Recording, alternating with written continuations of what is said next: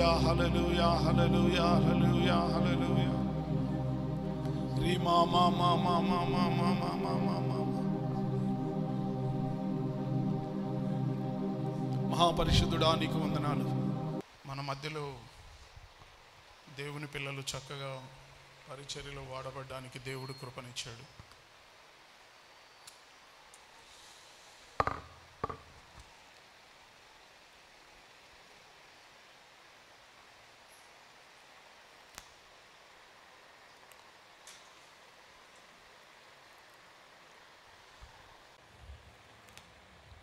హల్లెలూయా.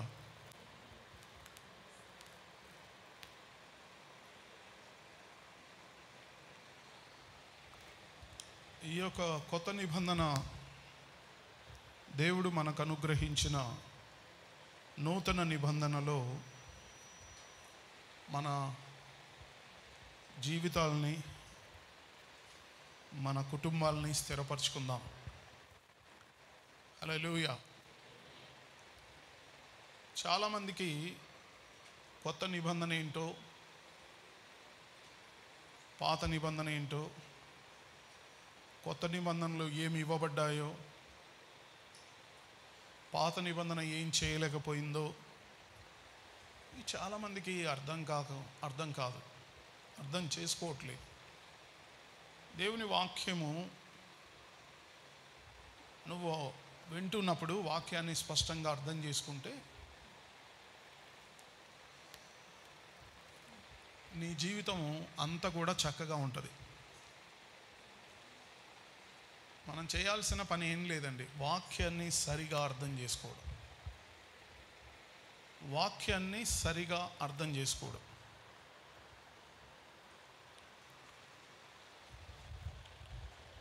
పాత నిబంధనలో మన పాపాలు తీసివేయబడలేదు. కొత్త నిబంధనలో ఏం జరిగింది? బ్రదర్స్ అందరు గట్టిగా చెప్పండి. గట్టిగా. ఉన్నాయా పోయాయా? గట్టి చెప్పండి. సిస్టర్స్ అందరు చెప్పండి, మన పాపాలు ఉన్నాయా పోయాయా? గట్టిగా. ఇప్పుడు అందరు దేవుణ్ణి ఆరాధించారు కదా, ఎలా ఆరాధించారు? చాలామంది దేవుని మందిరానికి వచ్చినప్పుడు భయంగా ఉంటారు. భయంగా, లేకుంటే దేవుడు కొడతాడేమో, దేవుడు తొందరగా బయటికి నువ్వు ఉండవాకు నా దగ్గర పో అన్నట్టు మాట్లాడుతున్నాడేమో అన్న ఫీలింగ్తో ఉంటారు. ప్రియమైన దేవుని బిడ్డలారా, దేవుడు మనలందరినీ, నువ్వు ఆయన్ని ఎరగక ముందే ఆయన నిన్ను ప్రేమించాడు. ఆమేన్. నీ పాపాలు, నీ బలహీనతలు ఆయనకు అసలు జ్ఞాపకమే లేవు. వాటన్నిటినీ తుడిచేశాడు. నువ్వు దేవుని సన్నిధిలో సంతోషంగా ఆరాధించు, ఉత్సాహంగా ఆరాధించు. ఎందుకంటే దేవుడు నీకు నాకు అన్నీ ఇచ్చాడు. నీ పక్కన ఉన్న వాళ్ళతో చెప్పండి, దేవుడు మనకు అన్నీ ఇచ్చాడు. గట్టిగా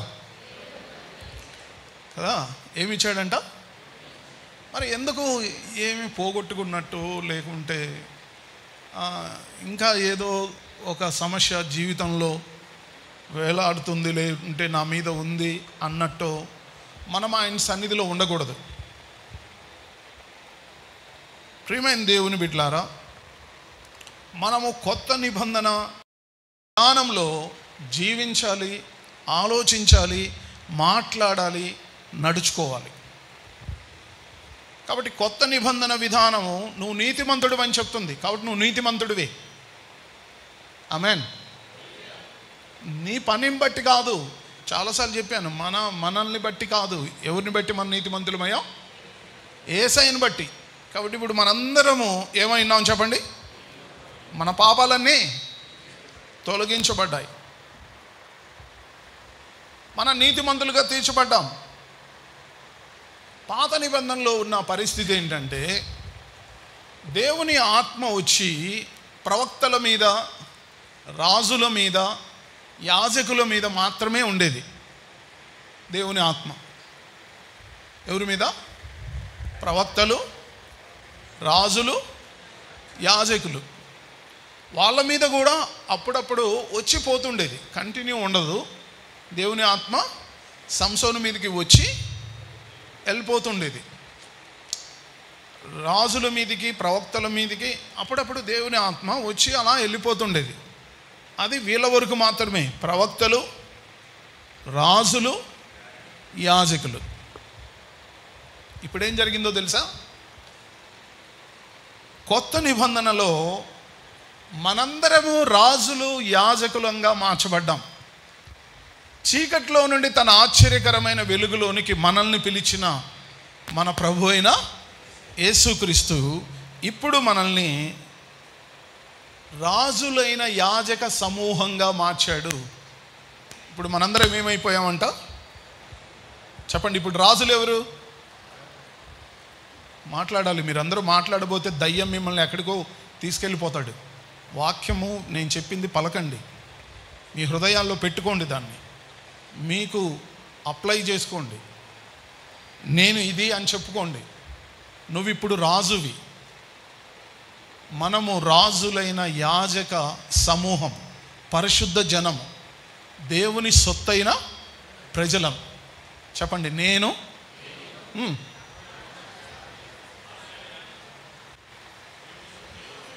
పరిశుద్ధ జనము, దేవుని సొత్తైన ప్రజలం. సో ఇప్పుడు మన అందరము రాజులము, యాజకులముగా మార్చబడ్డాం. అయితే ఇప్పుడు మన మీదకి కూడా ఎవరు వచ్చారు? పరిశుద్ధాత్ముడు. పూర్వము అప్పుడు వచ్చి వెళ్ళిపోతుండేవాడు. ఇప్పుడైతే రాజులైన యాజక సమూహమైన మన మీద నిరంతరం ఉంటున్నాడు, నివసిస్తున్నాడు మనలోనే. ఆమేన్. మనలోనే నివసిస్తున్నాడు. పరిశుద్ధాత్ముడు మనలోనే నివసిస్తున్నాడు. అందరూ చెప్పండి. పరిశుద్ధాత్ముడు నాలోనే నివసిస్తున్నాడు. ప్రియమైన దేవుని బిడ్డలారా, నీలోనే పరిశుద్ధాత్ముడు ఉన్నాడు. కాబట్టి నువ్వు ఇప్పుడు నీతిమంతుడివి. నువ్వు ఇప్పుడు రాజులైన యాజక సమూహానివి. దేవుడు నీకేమిచ్చాడో వాటన్నిటినీ నువ్వు అనుదినము ఒప్పుకుంటూ దానిలో నీ జీవితాన్ని, నీ కుటుంబాన్ని కట్టుకోవడం నువ్వు నేర్చుకోవాలి. అలాగా దేవుడు నీకు ఇచ్చిన వాటన్నిటినీ అనుభవించడం నువ్వు నేర్చుకోవాలి. ప్రియమైన దేవుని బిడ్డలారా, ఈ లోకంలో మనకు స్వస్థత, ఆరోగ్యము, ఆశీర్వాదము అవన్నీ యేసుక్రీస్తు ద్వారా మనకు అనుగ్రహించబడ్డాయి. మనము దేవుని వాక్యం చదువుతుంటున్నప్పుడు, దేవుని వాక్యం వింటున్నప్పుడు మనకు స్వస్థతలు జరుగుతాయి. ఆమేన్. నీ బలహీనత నీలో ఉండొచ్చు, కానీ నువ్వు దేవుని వాక్యం వింటున్నప్పుడు నీ బలహీనత నీ శరీరాన్ని వదిలిపెట్టి అదృశ్యమై వెళ్ళిపోద్ది. ఎందుకంటే దేవుని వాక్యములో శక్తి ఉంది. వాక్యం వింటున్నప్పుడు నీ బలహీనత, నీ రోగము నీ శరీరాన్ని వదిలిపెట్టి వెళ్ళిపోద్ది. వాక్యంలో దేవుని యొక్క శక్తి ఉంది. కాబట్టి దేవునిలో ఆనందించండి, ఆరాధించండి. దేవుని స్వస్థత అనేది చెయ్యి పెట్టినప్పుడు కలిగేది, ఆ చెయ్యి పెట్టి ప్రార్థన చేసినప్పుడు మాత్రమే వచ్చేది కాదండి. దేవుని స్వస్థత వాక్యం వింటున్నప్పుడు, దేవుని సన్నిధిలో ఆరాధిస్తున్నప్పుడు మనకు స్వస్థతలు కలుగుతాయి. ఆరాధిస్తున్నప్పుడు స్వస్థతలు వస్తాయి, వాక్యం వింటున్నప్పుడు స్వస్థతలు వస్తాయి. ఒకసారి ఒక ఆమె సాక్ష్యం ఇచ్చింది మందిరంలో. ఏమని చెప్పిందంటే, నాకు తెలీదు, నేను ఎక్కడో ఒక చోట పాట పాడుతున్నాను. పాడుతూ ఉన్నప్పుడు ఎందుకో అప్పుడు అది ప్రేయర్ మీటింగ్ లేకుంటే ఏదో సమయంలో ఒక మధ్యాహ్న కాలంలో ఆ పక్కింట్లోనో అక్కడెక్కడో నేను పరిచర్యకి వెళ్ళినప్పుడు అక్కడెక్కడో ఉండిందామె. ఆ పాట వినిందంట. అస్వస్థతగా పడుకొని ఉందామె. ఈడ నేను దేవుణ్ణి పాడుతూ ఉన్నాను, ఆ స్వరం ఆమెకి వినపడతా ఉంది. నెక్స్ట్ సండే ఆమె మందిరానికి వచ్చి సాక్ష్యం చెప్పింది, నేను ఆ పాట వింటున్నప్పుడు స్వస్థత పొందాను. గట్టి హల్లు చెప్దాం. నువ్వు పాట వింటున్నప్పుడు, ఆరాధిస్తున్నప్పుడు, వాక్యం వింటున్నప్పుడు నీకేం కలుగుతాయి? స్వస్థతలు కలుగుతాయి. ప్రియమైన దేవుని బిడ్డలారా, దేవుడు మన మధ్యలో నివసిస్తున్న దేవుడు. దేవుడు మన మధ్యలో ఉన్నటువంటి దేవుడు. కాబట్టి చాలామంది మనుషులు ఎలా ఉన్నారంటే, మనసులో ఏదో ఒక ఇరుకుతో ఉన్నారు. ఇరుకు, ఏదో ఒక ఖండన, లేకుంటే ఏదో ఒక తనని ఏదో ఒక బలహీనతకో లేకుంటే ఒక సమస్యకో తను బంధించబడిన భావనతో ఉన్నాడు. బంధించబడిన భావన, నేనేదో ఒక బానిసను, లేకుంటే నేనేదో నా బతుకు ఇలా అయిపోయింది, లేకపోతే నా జీవితం ఇంతే, నేను దీనికి లోనై ఉన్నాను. ఒక బానిసత్వమో లేకుంటే ఒక భావన, ఖండన, లేకుంటే ఒక బలహీనత, ఒక సమస్యకు లోనైపోయి ఉన్నారు. ప్రియమైన దేవుని బిడ్డలారా, నువ్వు అలాంటి భావనతో దేవుని సన్నిధిలో ఉండకూడదు. నువ్వు దేనికి బానిసవు కాదు. 2000 సంవత్సరాల కిందటే నీ బానిసపు కట్లన్నీ కూడా యేసయ్య తెంచివేశాడు. ప్రతి కట్టును తీసివేశాడు. ప్రతి బంధకము తొలగించబడింది. మనందరము స్వతంత్రులమయ్యాము. మనం దేనికి బానిసలం కాము. అందరూ చెప్పండి, నేను దేనికి బానిసను కాను. హల్లెలూయా. చాలాసార్లు మనం అనుకుంటాం, నేను సన్నగా అవ్వాలనుకుంటున్నాను కానీ అవ్వలేకపోతున్నానండి. ఎందుకంటే దేనికి బానిస అయినావు? దేనికి బానిస అయినావు? తినడానికి బానిస అయ్యావు. కాబట్టి చూస్తే ఏం చేయలేవు, చూస్తే ఆగలేవు. ఏం చేస్తావు? తినేస్తూ ఉంటావు. కాబట్టి నీకేం రావట్లేదు, కంట్రోల్ రావట్లేదు. అందుకే పరిశుద్ధాత్ముడు మనకున్నాడు. ఆమెన్. కాబట్టి పరిశుద్ధాత్మను మనం అడగాలి, అయ్యా ఇది నాకు చేత కావట్లేదు, నన్ను ఏం చెయ్యి? కంట్రోల్ చెయ్యి. నేను ఎంత తినాలో అంతే తినేటట్టు చెయ్యి. నేను ఎంత పడుకోవాలో అంతే పడుకుండేటట్టు చెయ్యి. నేను ఎంత మాట్లాడాలో అంతే మాట్లాడేటట్టు చెయ్యి. ఇవన్నీ బలహీనతలే. కొంతమందికి నోరు ఆగదు కదా. ఏమాగదు? నోరు ఆగదు. మాట్లాడడం మొదలు పెడితే ఏం చేస్తారు? మొత్తం చెప్పేస్తారు. ఏం చెప్పాలో ఏం చెప్పకూడదో తెలియదు, ఏం మాట్లాడాలో ఏం మాట్లాడకూడదో తెలియదు. కొంతమందికి ఎంత తినాలో తెలియదు. కనపడినదంటే ఏం చేస్తారు? తినేస్తారు. అంటే మనందరికీ ఉన్న సమస్యలు ఇవన్నీ కూడా. ఎందుకంటే మనందరం బలహీనమే, కానీ మనం ఆరాధిస్తున్న దేవుడు బలవంతుడు. ఆమేన్. మన బలహీనతల్లో నుండి మనల్ని కట్టడానికి పరిశుద్ధాత్ముడు వచ్చాడు. ఆయన మనల్ని అన్ని విషయాల్లో మనల్ని స్వతంత్రులుగా చేయడానికి ఆయన మనకు సహాయం చేస్తున్నాడు. కాబట్టి నువ్వు నీ తిండి కంట్రోల్ అవ్వడానికి పరిశుద్ధాత్మని అడుగు, అయ్యా నేను ఎంతవరకు తినాలో అంతే తిని నేను కంట్రోల్లో ఉండడానికి సహాయం చేయి. దేవుడు నీకు సహాయం చేస్తాడు. అయ్యా నేను ఎంత మాట్లాడాలో అంతే మాట్లాడడానికి నాకు జ్ఞానం ఇవ్వు, సహాయం చేయి. పరిశుద్ధాత్ముడు నీకు సహాయం చేస్తాడు. కాబట్టి ప్రియమైన దేవుని బిడ్డలారా, నీ జీవితాన్ని అద్భుతంగా కడతాడు. కాబట్టి నువ్వు భయం అనే బానిసత్వం కింద ఉండకూడదు. అయ్యో నాకు భయం అండి, ఏం మాట్లాడతానో తెలీదు. భయం అనే మాట నీ జీవితంలో ఉండకూడదు. నువ్వెంత మాట్లాడాలో అంతే మాట్లాడించగల దేవుడు. నువ్వు ఎంత తినాలో అంతే నిన్ను కంట్రోల్ చేయగల దేవుడు. నువ్వు భయం అనే బానిసత్వం కింద, కాడి కింద ఉండకూడదు. అపవాది నీ హృదయంలో ఏం పెడతాడంటే, దేవుడు నిన్ను కొడతాడు, దేవుడు నీ మీద కోపంగా ఉన్నాడు, నువ్వు మంచివాడివి కాదు, నువ్వు చాలా పనికిరాని వాడివి, ఎలాంటి ఆలోచనలు నీ మనసులో పెట్టి నిన్ను దేవుణ్ణి నీకు దూరము చేసి నీ బ్రతుకుని పాడు చేయడానికి అపవాది ప్రయత్నిస్తూ ఉంటాడు. ప్రియమైన దేవుని బిడ్డలారా, నీ మనసు చెప్పేవన్నీ కూడా కరెక్ట్ కాదు. అందరు చెప్పండి, నా మనసు చెప్పేవన్నీ కరెక్ట్ కాదు. కాబట్టి ఎవరి మాట వినకండి, ఎవరి మాట వినకండి. మనసు మాట అసలు బైబిల్ చెబుతుంది మనసు మోసకరమైందంట, దానికి ఘోరమైన వ్యాధి ఉందంట, దానికి ఒక జబ్బు ఉంది. కాబట్టి ఈ మనసుకు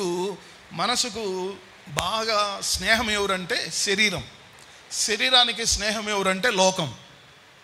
కాబట్టి అందుకే మనము ఆత్మ సంబంధులుగా మార్చబడ్డాం. ఇప్పుడు మనందరం ఎవరమంట? గట్టి చెప్పండి. ఆత్మ సంబంధులం. అంటే కొత్తగా జన్మించిన తర్వాత మనందరము శరీరాన్ని సమాధి చేశాం, శరీరాన్ని సిలువ వేశాం. మనందరము ఆత్మ సంబంధులుగా ఉన్నాం. ఇప్పుడు శరీరంతో ఉన్నప్పటికీ మనల్ని నడిపించేది శరీరము కాదు, ఆత్మ. మన ఆత్మలో దేవుని ఆత్మ ఉండి వాక్యానుసారంగా మనల్ని నడిపిస్తూ ఉన్నాడు. అందుకే నువ్వు ఇంట్లో మాట్లాడినా, బయట మాట్లాడినా, నువ్వు ఎక్కడ మాట్లాడినా నీ మాట ఒకటే ఉండాలి. అది ఏమై ఉండాలంటే ఆత్మ సంబంధమైన మాటనే మాట్లాడాలి. నీ పిల్లలతో మాట్లాడినా, బయట వాళ్ళతో మాట్లాడినా, నువ్వు లోపల మాట్లాడుకున్నా, బయట మాట్లాడుతున్నా ఆత్మ సంబంధమైన మాటనే నువ్వు మాట్లాడాలి. శరీరాన్ని, అందుకే పౌలు అంటాడు, నేను మృతి చెందాను, ఇక జీవించువాడను నేను కాను, నాలో క్రీస్తే జీవిస్తున్నాడు. ప్రియమైన దేవుని బిడ్డలారా, పరిశుద్ధాత్ముడు మనలో నివసించాలి. మన ఆలోచనలు, మన మాటలు, మన ప్రతి పని ఆయన కంట్రోల్లో మనం ఉండాలి. అయితే ఈ బానిసత్వాన్ని జీవితంలో నుండి తీసేయండి. మనం దేనికి బానిసలం కాదు. Praise the Lord. దేవుడు మనకు అన్నీ ఇచ్చాడు. ఆమెన్ చెప్పండి. దేవుడు మనకు గట్టిగా కాబట్టి నాకు ఇది లేదు అనే భావంతో ఉండవాకు, లేదు అనుకుంటూ ఉండవాకు. దేవుడు మనకు ఇవ్వకుండా ఏది దాచుకోలేదు. నేను అబద్ధాలు చెప్పట్లేదండి. తన సొంత కుమారుణ్ణి మనకు అనుగ్రహించటానికి వెనుక తీయని ఆ దేవుడు ఆయనతో పాటు ఆయనకున్న సమస్తం మనకెందుకు అనుగ్రహించాడు. కాబట్టి అన్నీ ఇచ్చాడు. చెప్పండి. రోమా 8:32 దేవుడు మనకు అన్నీ ఇచ్చాడు. భయముతో బ్రతకాకండి. మందిరానికి వచ్చి ఎప్పుడెప్పుడు వచ్చామా, ఎప్పుడెప్పుడు వెళ్ళిపోయామా అన్నట్టు ఉండకండి. భయంతో మందిరంలో ఉండకండి. దేవుణ్ణి పూర్ణ మనసుతో ఆరాధించండి. దేవుణ్ణి ఘనపరచండి. దేవుడు మిమ్మల్ని ప్రేమిస్తున్నాడు. నువ్వు కూడా దేవా నేను నిన్ను ప్రేమిస్తున్నానని ఆయనతో చెప్పండి. దేవా నీవే నా ధైర్యము, దేవా నీవే నా బలము. నేను ఇప్పుడు ఏ మనుష్యుని మీద, నేను ఇప్పుడు నాకున్న దేని మీద, ధనమైనా సరే, నా చుట్టూ ఉన్న మనుషులైనా సరే, నా మీద కూడా నేను నిలబడట్లేదు. నాకున్న ఒకే ఒక ఆధారము నీవే. నిన్ను నమ్ముకొని బ్రతుకుతున్నాను, నిన్ను ప్రేమిస్తున్నాను, నీవే నా బలము. దేవునితో ఆరాధించండి. దేవుణ్ణి మీ ప్రేమను దేవునికి చెప్పండి. దేవుణ్ణి గణపరచండి. దేవుని కొనియాడండి. మాట్లాడు దేవునితో. దేవా నాకున్నవన్నీ నీవే ప్రభువా, నువ్వే నా సర్వస్వం. నువ్వు నన్ను ఎంతో ప్రేమించావు, నేను కూడా నిన్ను ప్రేమిస్తున్నానని చెప్పండి. మీ యొక్క హృదయ అంతరంగాల్లో నుండి దేవునితో మాట్లాడండి. హెబ్రీ పత్రిక 8వ అధ్యాయము 8వ వచనం చూద్దాం. హెబ్రీ పత్రిక 8వ అధ్యాయము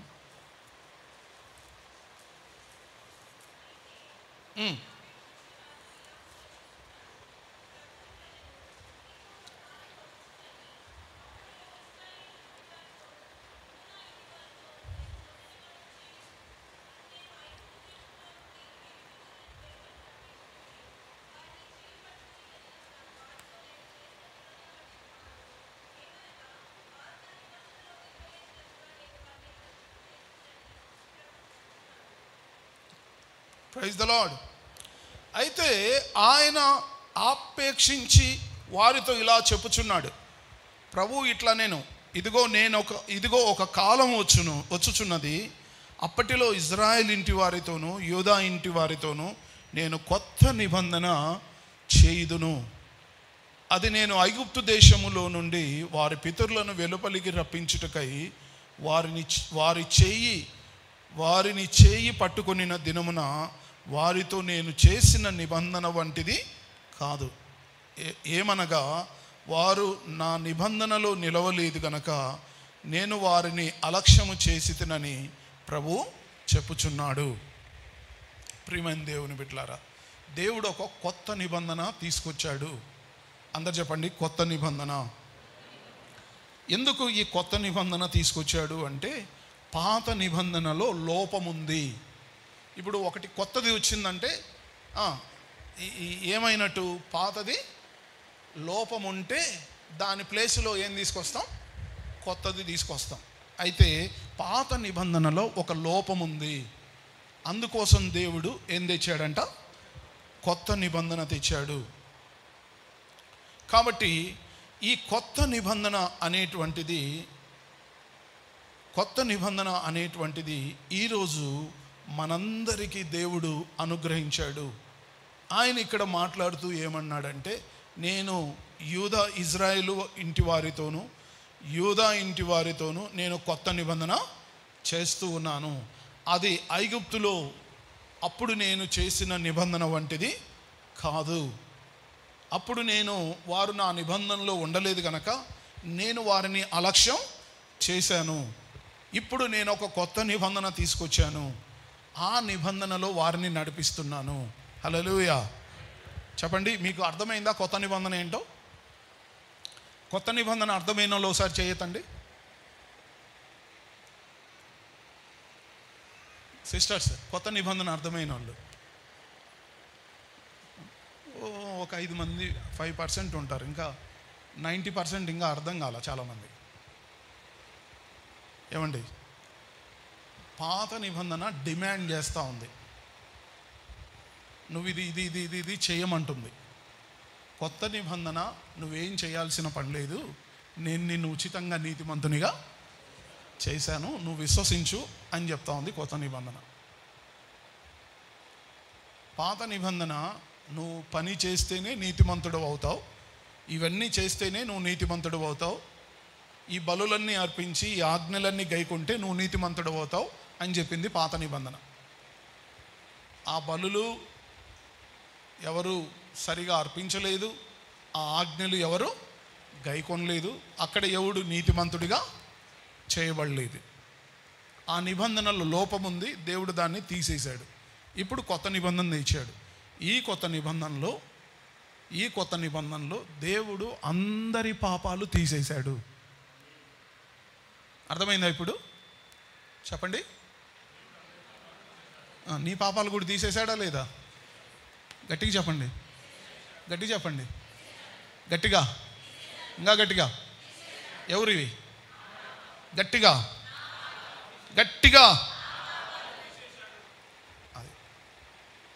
అది మధ్యరాత్రి లేపినా నువ్వు ఈ మాట చెప్పాలి. నువ్వు పాపివా నీతిమంతుడివా అంటే ఏం చెప్పాలి? ప్రియమైన దేవుని బిడ్డలారా, ఇది నువ్వేదో ఆదివారం మందిరానికి వచ్చినందువల్ల కాదు, లేకపోతే ఇదేదో నువ్వు కష్టపడినందువల్ల కాదు. యేసయ్య కష్టపడి మనందరికీ ఉచితంగా ఇచ్చాడు. మనందరికీ కాదు, ప్రపంచానికి అంతటికీ ఇచ్చాడు. వాళ్ళు నమ్మలేదు, మనం నమ్మాం. ఇక్కడ తేడా అదే. ఇంకా ప్రపంచం నమ్మలేదు, మనందరం ఏం చేసాం? నమ్మాం. నమ్ము వారికి కలుగు దేవుని నీతి. ఇదంతా, ఈ నీతి మనందరికి ఎలా వచ్చిందంటే యేసుక్రీస్తుని నమ్మడం వల్ల. నా పాపాల నిమిత్తమై ఆయన భూమి మీదకి వచ్చాడు, పుట్టాడు, చనిపోయాడు, సమాధి చేయబడ్డాడు, తిరిగి లేచాడు. నా పాపాల కొరకు చనిపోయాడు, సమాధి చేయబడి 3వ దినాన తిరిగి నీతిమంతులం అవ్వడానికి ఆయన తిరిగి లేచాడు. చనిపోవడం వల్ల మన పాపం పోయింది, ఆయన లేవడం వల్ల మనం నీతిమంతులుగా తీర్చబడ్డాం. ఇప్పుడు టోటల్గా మనందరికి వచ్చిన నీతి ఎవరిది? యేసయ్యది. మనందరం ఏమైపోయాం? గట్టి చెప్పండి, హల్లెలూయా. ఇంకా భయం ఎందుకండి? మనం రాజులైన యాజక సమూహంగా మార్చబడ్డాం. ఇక మనము భయపడవలసిన అవసరం లేదు. దేవుని దగ్గరికి స్వతంత్రంగా వచ్చి ఆయన్ని ఆరాధించాలి. ఇంకా చాలామంది దేవుని వాక్యం తెలియని వాళ్ళు పాత నిబంధన కొత్త నిబంధన రెండు కలుపుతూ ఉంటారు. ప్రియమైన దేవుని బిడ్డలారా, పాత నిబంధన వేరు, కొత్త నిబంధన వేరు. పాత నిబంధన డిమాండ్, కొత్త నిబంధన సప్లై. అందరికీ ఇస్తూ ఉంది, అందరినీ నీతిమంతులుగా చేసేసింది, అందరిని పిలుస్తూ ఉంది. ఆమేన్, హల్లెలూయా. అక్కడే 8వ అధ్యాయము 10వ వచనం నుంచి చదువుదాం.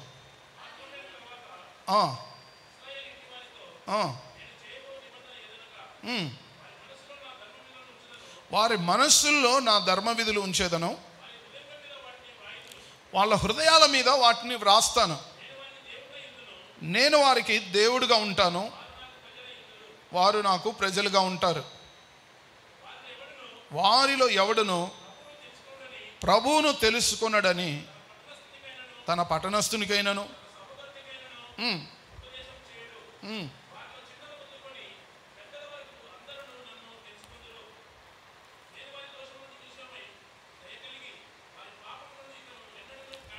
వారి పాపాలకు ఎన్నడూ జ్ఞాపకం చేసుకోను. ప్రభు చెప్తున్నాడు, ఆయన కొత్త నిబంధన అని చెప్పుట చేత, ఆయన కొత్త నిబంధన అని చెప్పుట చేత మొదటిది పాతదిగా చేశాడు. ఏది పాతగిలి ఉడిగిపోవునో అది అదృశ్యమౌటకు సిద్ధంగా ఉన్నది. ఆమేన్. ప్రియమైన దేవుని బిడ్డలారా, పరిశుద్ధ ఆత్మ, దేవుని ఆత్మ మనతో మాట్లాడుతున్నాడు. దేవుని సత్యవాక్యం మనకు చెప్తా ఉంది. ఆ దినములైన తర్వాత ఇజ్రాయేల్ ఇంటి వారితో నేను చేయబో నిబంధన ఏదనగా, వారి మనస్సుల్లో నా ధర్మ విధులు ఉంచెదను, వారి హృదయముల మీద నేను వాటిని వ్రాయుదును. నేను వారికి దేవుడునయ్యందును, వారు నాకు ప్రజలయ్యందురు. పూర్వం ఏం జరిగిందంటే, ఆజ్ఞలన్నీ పలకల మీద రాశాడు దేవుడు. ఇప్పుడేం జరుగుతుందంటే, పరిశుద్ధాత్ముని ద్వారా మన హృదయాల మీద రాస్తున్నాడు. ఇక మన హృదయాల మీద రాయబడిన వాక్యము మనతో మాట్లాడుతూ ఉంటుంది. ఆమేన్. ఆ మాట మనకు వినపడతా ఉంటుంది, మన హృదయాల మీద అది పలుకుతూ ఉంటుంది. రాతి మీద రాయబడింది, మనం చదవాలి. హృదయాల మీద రాయబడింది, అది మనలో రిపీట్ అవుతూ ఉంటుంది, అది మాట్లాడుతూ ఉంటుంది. పరిశుద్ధాత్ముడు మనలో ఉండి అవన్నీ రాస్తున్నాడు, అవన్నీ మనలో నింపుతున్నాడు, అవన్నీ మనలో పెట్టేస్తున్నాడు.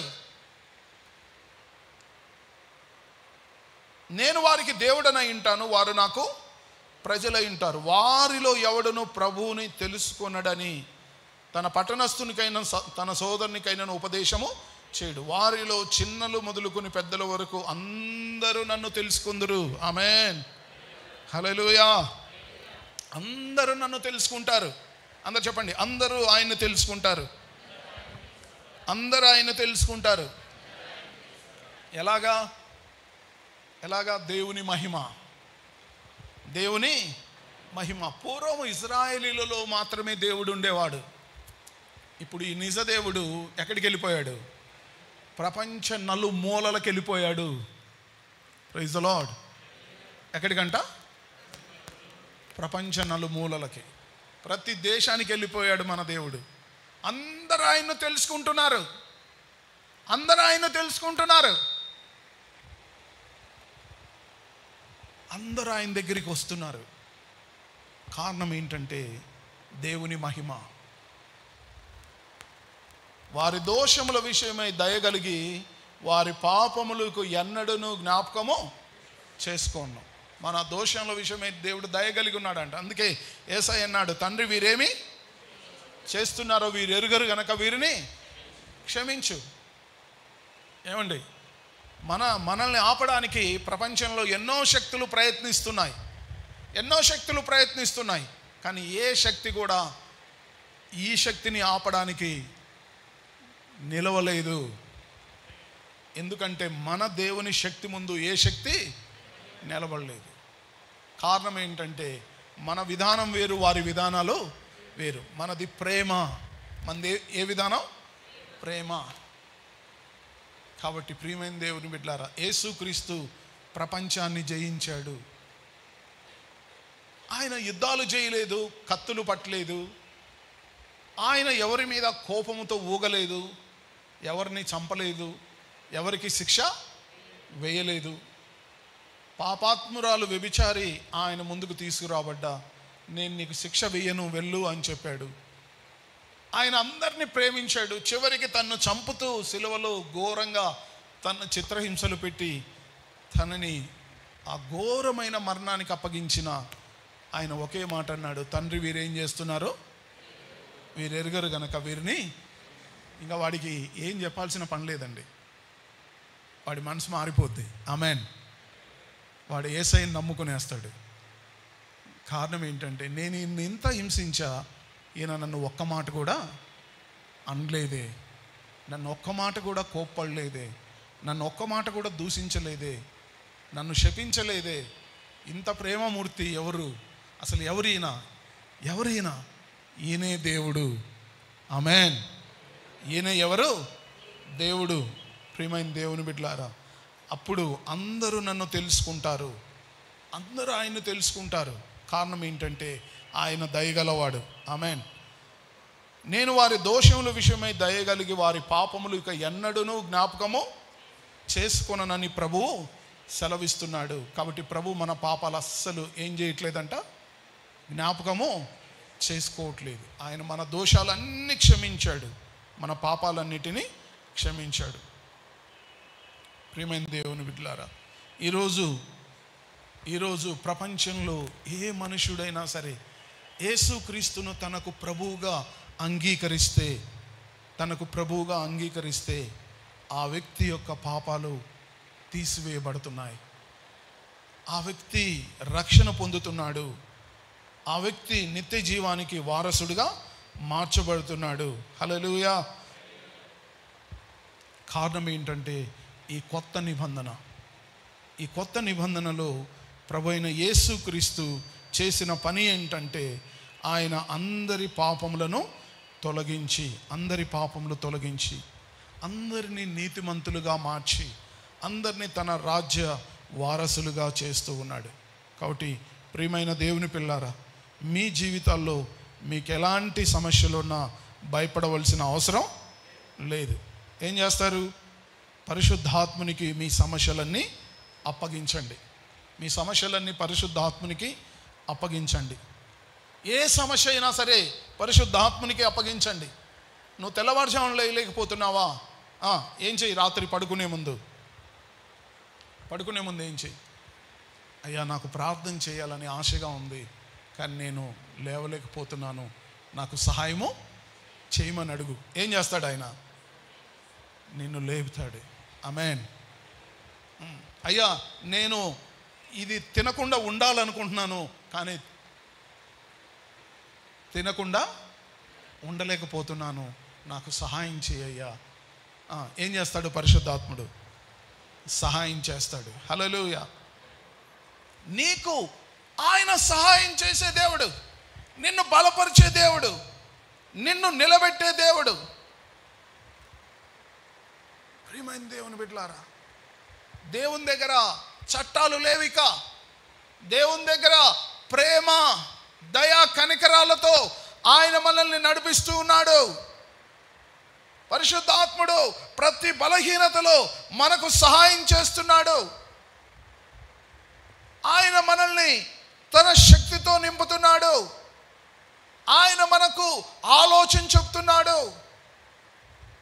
ఆయన మన హృదయాల్లో కఠినత్వాన్ని తీసివేసి మనకు మెత్తటి హృదయాన్ని దయచేస్తూ ఉన్నాడు. Praise the Lord. ప్రియమైన దేవుని బిడ్డలారా, అందుకే పరిశుద్ధాత్ముని యొక్క నడిపింపు మనం గుర్తించాలి. మనం రోడ్డు మీద వెళ్తున్నప్పుడు ఒక కూడలిలో మనకు రెడ్ లైట్, గ్రీన్ లైట్ కనిపిస్తూ ఉంటుంది. ఏం light? Red light, green light. ఈ రెడ్ లైట్ వచ్చినప్పుడు దాని అర్థం ఏంటి? ఆగు అని చెప్పి. గ్రీన్ లైట్ రాగానే దాని అర్థం ఏంటి? వెళ్ళండి అని చెప్పి. పరిశుద్ధాత్ముని యొక్క నడిపింపు కూడా ఇలాగే ఉంటుంది. ఆమేన్. ఎవరు నడిపింపు? కాబట్టి నువ్వు ఆయన సన్నిధిలో కూర్చుంటే, ఆయన నీ సమస్య ఆయనకు అప్పగిస్తే ఆయన నీకు సమాధానం ఇస్తాడు. ఆమేన్. నువ్వేం చేయాలో చెప్తాడు, ఏం చేయకూడదో చెప్తాడు. నువ్వు ఎలా వెళ్ళాలో చెప్తాడు, ఎలా వెళ్ళకూడదో చెప్తాడు. మనం వెళ్తున్నప్పుడు 2 దారులు ఉన్నాయి. ఒకటి కుడికుంది, ఒకటి ఎడమకుంది. అయ్యా, ఈ 2 రూట్లలో నేను ఎటు వెళ్ళాలో అర్థం కావట్లేదు. కుడికి వెళ్ళమంటావా, ఎడమకి వెళ్ళమంటావా? ఆయన మన వెనక నుండి మనతో మాట్లాడతాడు. కుడికైతే నువ్వు కుడికే వెళ్ళు అంటాడు, ఎడమకైతే నువ్వు ఎడమకు వెళ్ళు అంటాడు. రైట్ సైడ్ అయితే నువ్వు రైట్ వెళ్ళు, లెఫ్ట్ సైడ్ అయితే నువ్వు లెఫ్ట్కి వెళ్ళు. దేవుని ఆత్మ నీతో మాట్లాడతాడు. అందరూ చెప్పండి, పరిశుద్ధ ఆత్మ నాతో మాట్లాడతాడు. అడిగారా ఎప్పుడన్నా? అడిగారా? అడగండి. ప్రతి విషయాన్ని అడగండి, ప్రతి ఆలోచన అడగండి ఆయన్ని. ఆయన మనకు సహాయకుడు, మనల్ని నడిపించేవాడు, మనకు సహాయం చేసేవాడు. ఆయన మెల్లని స్వరంతో మనతో మాట్లాడతాడు. మెల్లని స్వరాన్ని నీకు వినిపిస్తాడు. ప్రశాంతంగా కూర్చో. ప్రియమైన దేవుని బిడ్డలారా, ఈరోజు మనుషులు ఎక్కడ ఉన్నారంటే ఒత్తిడిలో ఉన్నారు, టెన్షన్లో ఉన్నారు, బిజీలో ఉన్నారు. Busy busy busy. ఒత్తిడి, ఆందోళన, కలవరం, గలిబిలిలో ఉన్నారు. జరుగుద్దో జరగదో, అవుతుందో అవ్వదో, వస్తుందో రాదో, చేస్తాడో చేయడో, అనేక రకాలైన సమస్య. ఏ వయసులో ఉన్న వారికి ఆ రకమైనటువంటి ఒత్తిడి ఉంది. ప్రియమైన దేవుని బిడ్డలారా, ఈరోజు దేవుని పిల్లలమైన మనకు ఉండాల్సింది ఏంటంటే సమాధానము, విశ్రాంతి. మనం ఆయన విశ్రాంతిలో ఉంటే దేవుడే అన్ని పనులు చేస్తూ ఉంటాడు, దేవుడే అన్ని చక్క పెడతాడు. ఆమేన్. నువ్వు ఉండాల్సింది ఎక్కడంట? ఆయన విశ్రాంతిలో. నువ్వు ఆయన్ను హృదయంలో ఘనపరుస్తూ ఉండు, ఆయన్ను స్తుతిస్తూ ఉండు, ఆయన్ను మహిమపరుస్తూ ఉండు, ఆయన్ను కొనియాడుతూ ఉండు. నీ చుట్టూ ఉన్న పరిస్థితులన్నిటినీ ఆయన చక్కబెట్టి నిన్ను సరైన విధానంలో ఆయన నడిపిస్తాడు. ఇప్పుడు నువ్వు ఏం కావాలంటే, నీకు ఆయన స్వరము వినగలిగిన ఆధ్యాత్మికమైన వృద్ధిలోకి నువ్వు రావాలి.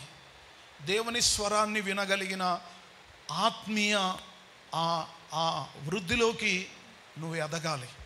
నీ గలిబిలి తీసేయి, నీ గందరగోళం తీసేయి, నీ ఆందోళన కలవరాలను తీసేయి, నీ తొందరలు తీసేయి, నీ భయాలు తీసేయి, నీ ఆలోచనలు తీసేయి. దేవునితో సహవాసం చేయి. ప్రియమైన దేవుని బిడ్డలారా, దేవునితో దగ్గరగా ఉండు. సనుగుతూ గొనుగుతూ ఉండవాకు, సనగవాకు, గొనగవాకు. నీ హృదయంలో మత్సరము, క్రోధము, కక్ష, నీ పక్కన వాళ్ళ మీద కంప్లైంట్. ఇప్పుడు ఒక మనిషి ఇంకో మనిషి కలిస్తే జరిగేదేంది? ఒక మనిషి ఇంకో మనిషి కలిశాడు అనుకో, 2 మనుషులు కలిశారు అనుకో, ఏం చేస్తారు? మూడో వాని గురించి మాట్లాడుతూ ఉంటారు. ఎవరి గురించి? ప్రియమైన దేవుని బిడ్డలారా, మనము వాళ్ళ విషయాలు వదిలేద్దాం. ఇంకొకరితో మనకు అవసరం లేదు. వాళ్ళ సంగతులు ఆయన చూసుకుంటాడు.